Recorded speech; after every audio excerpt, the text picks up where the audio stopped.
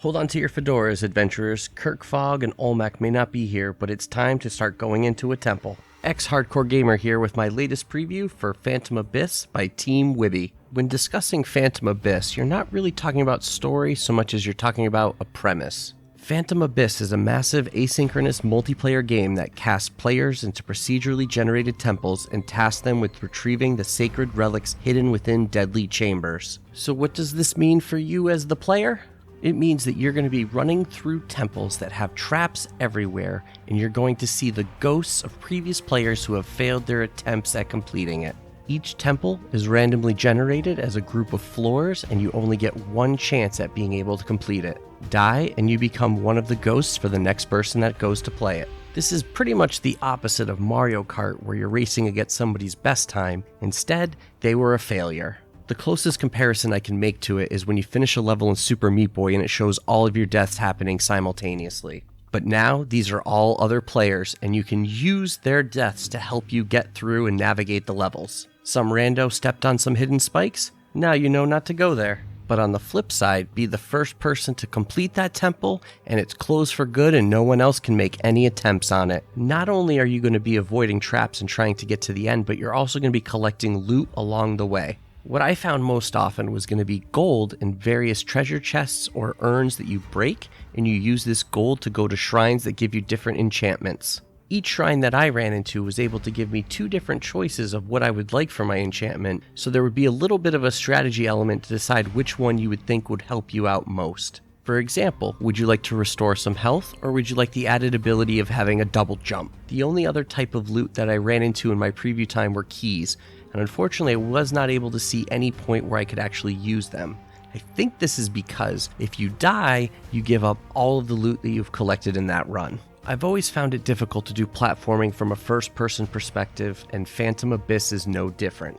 While I would prefer a third-person perspective, I'm sure that this was done on purpose to be able to keep that difficulty level up there. There is a very cool feature too, though, where you can actually share a code with your friends so that if they're able to complete the level, you will get all of the loot that you missed out on.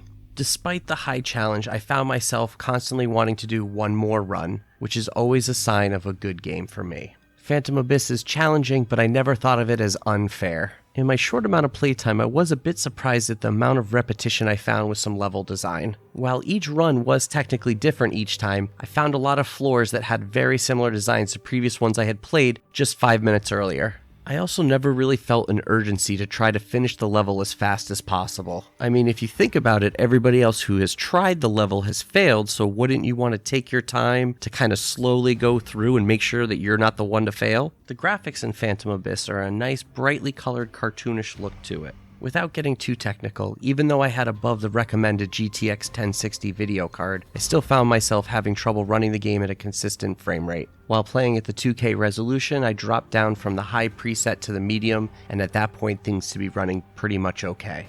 As I sit here recording this preview, I'm having a hard time even trying to remember any of the music in the game, which I think speaks volumes that it's really nothing special, but it wasn't also anything that would grate on you.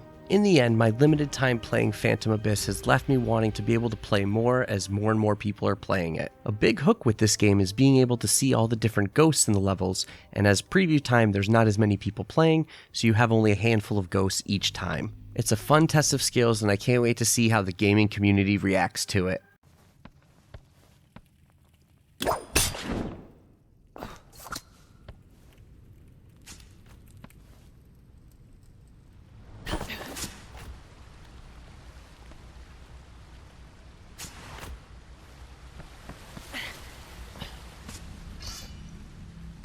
Thanks for watching, and now I'd like to give a special shout out to our indie warriors. Mitchell Hall, Kevilo, Bunny, Bill Tcast, Christian Cruz, Strict9, Rosie Syntax, Chris Jackson, Nathan Moore, Peach, Adriana Amato, CJR, Jesse, Balco Lombardi, C Coil, and Skeptism. Everyone else, you can always feel free to join them as well.